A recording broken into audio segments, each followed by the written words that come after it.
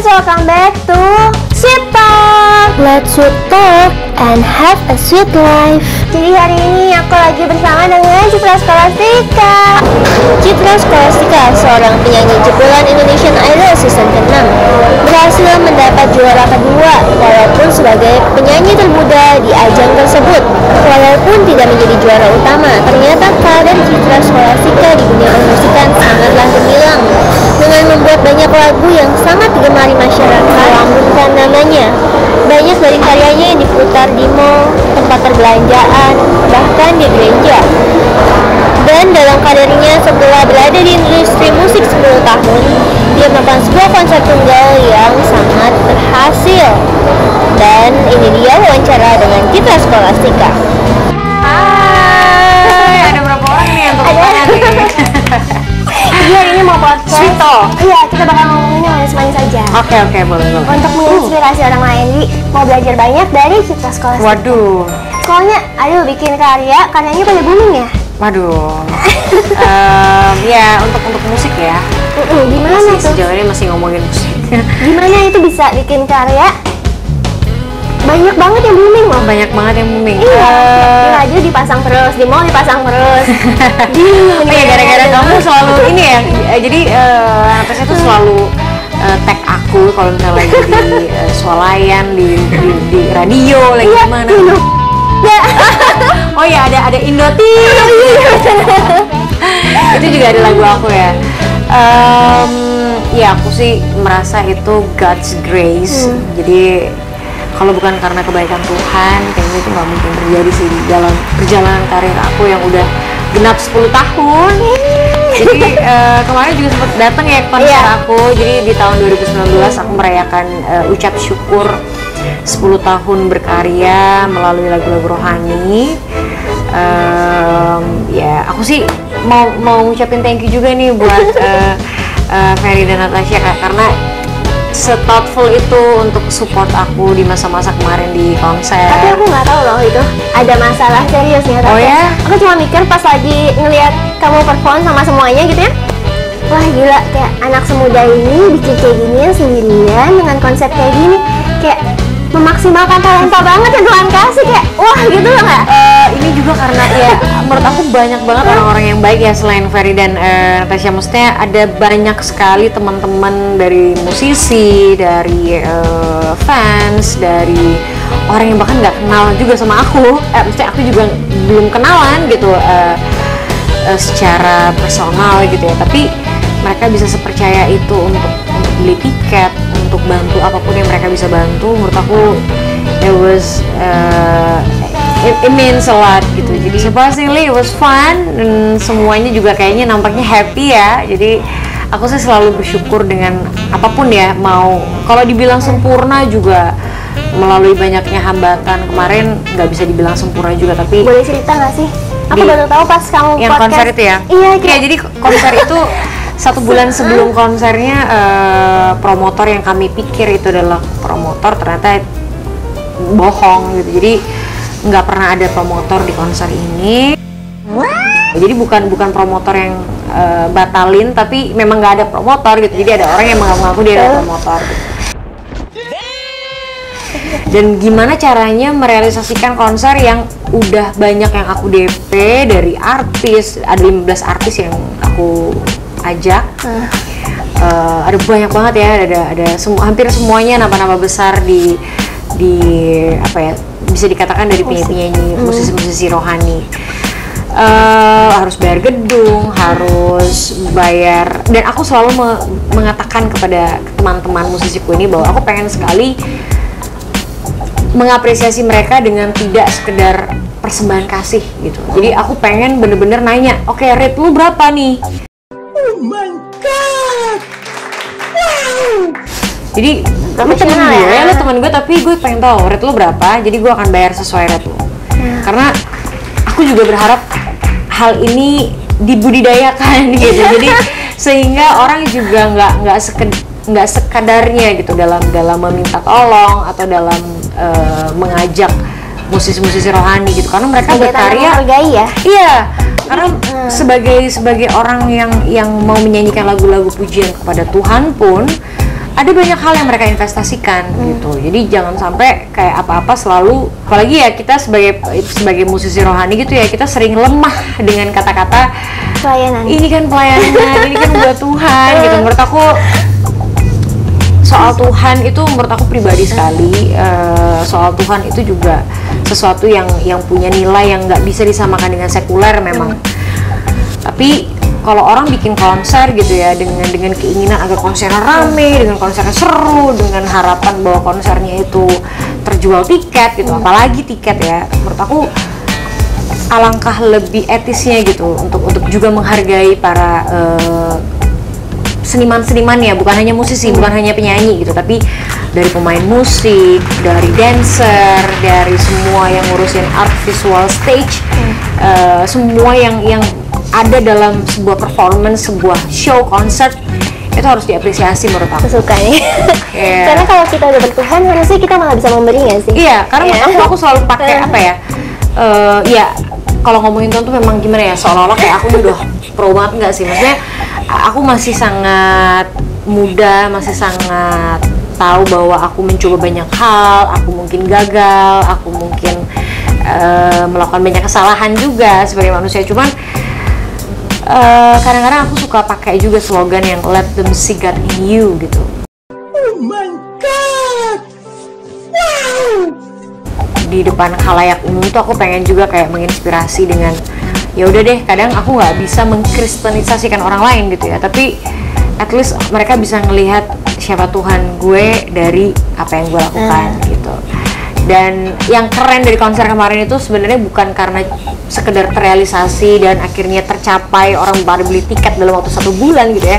Tapi balik lagi itu kekuatan Tuhan. Tapi yang paling spektakuler menurut aku sendiri adalah ada banyak sekali keberagaman agama di situ. Jadi aku mempertemukan banyak sekali. Wow. Ada apa itu? Jadi aku mempertemukan banyak sekali volunteer dengan agama yang berbeda-beda. Jadi sekalipun kemarin itu acaranya Kristiani ya, lagu-lagu rohani yang dari Kristiani, tapi volunteernya itu ada yang dari teman-teman yang Muslim, yang Buddha, yang Hindu bahkan ada. Dan mereka semua sempat bilang kayak, Kak, apakah kita harus lepas hijab karena kita di acara rohani gitu. Terus aku bilang jangan gitu, karena itu yang menunjukkan iman kalian gitu. Karena konsernya judulnya The Journey of Faith. Jadi karena konsernya judulnya The Journey of Faith, jadi aku berpikir konser ini menceritakan tentang perjalanan iman kan. Jadi aku berharap semua orang yang punya iman, percaya akan Tuhan, walau seragamnya berbeda-beda, kayaknya kekuatannya ada di situ. Ini yang bikin aku terharu sih, gara-gara cerita itu gila kayak. Oh ya, aku pernah share ke kamu ya. Iya, jadi kayak ini bukan tentang agama lagi, tapi tentang Tuhan gitu. Benar-benar. Dan yang paling bikin terharu tuh parah. Aku merasa kayak setelah pulang dari konser ada beberapa orang yang kasih testimoni gitu ya, kayak aku gara-gara ini jadi lebih rajin sholat, aku gara-gara ini jadi lebih sering punya waktu untuk keluarga. Ini beberapa yang dari Buddha atau dari Hindu gitu ya, kayak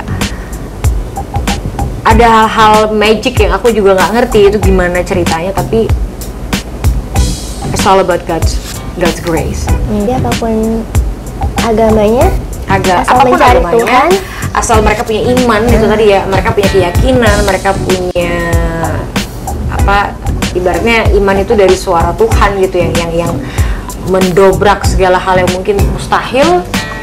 Karena mereka percaya, mereka melakukannya dengan kesungguhan, dengan niat yang baik, kayak semuanya tuh pasti berjalan dengan baik gitu. Mungkin prosesnya nggak mudah, nggak menyenangkan, tapi endingnya tuh sangat melegakan dan sangat penuh akan rasa syukur gitu. Ini bikin kita mual sama Tuhan. Iya, parah. Itu yang aku sangat grateful sekali dengan begitu banyak orang-orang baik yang ikut terlibat dalam konsernya. Kita kan masih muda, tapi bikin konser tunggal gitu. Apa gitu? Keberanian apa? Kok bisa berani gitu? Yang bikin berani itu karena aku di tahun 2018 akhir itu aku merasa aku mendapatkan banyak sekali aku merasakan banyak kepahitan sih. Aku merasakan aku merasakan banyak kepahitan, aku merasakan banyak ups and downs gitu. Tapi pada waktu itu lebih ke jurangnya gitu, udah yang terburuknya gitu. Sampai akhirnya aku punya satu momen di mana kalau kepahitan ini hilang, aku ingin berbuat lebih banyak untuk Tuhan. Gitu. Nah, ternyata ya long story short gitu ya, aku pendekin, intinya tercapailah keinginan itu, dan aku benar-benar mau mewujudkan apa yang aku janjikan gitu. Dan akhirnya di awal tahun 2019 aku mengerjakan banyak sekali talk show yang for free untuk semua gereja, untuk semua kelompok gitu ya. Bahkan ada satu juga yang perkumpulan orang-orang yang agamanya beda-beda gitu, tapi aku sempat jadi pembicara juga di situ, and semuanya tuh free gitu. Aku memberikan waktu dan memberikan kesempatan untuk mencapai Jabodetabek, bahkan sampai Bogor, sampai Bandung, untuk sharing gitu tentang kebaikan Tuhan. Jadi ini sifatnya general sekali, pusatnya adalah Tuhan gitu. Jadi aku berharap semua yang mendengarkan, mau mereka seragamnya apapun, mereka bisa masuk dalam cerita Tuhan ini.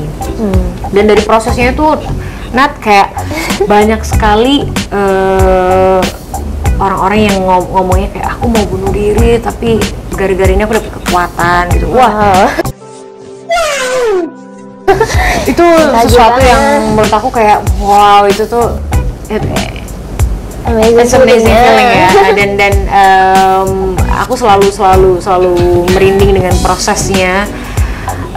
Ternyata apa yang aku lalui itu juga banyak dilalui oleh orang-orang gitu. Dan keputusan aku untuk tidak memilih menyerah, keputusan aku untuk menggantungkan semuanya itu kepada Tuhan, itu adalah keputusan yang paling tepat gitu. Jadi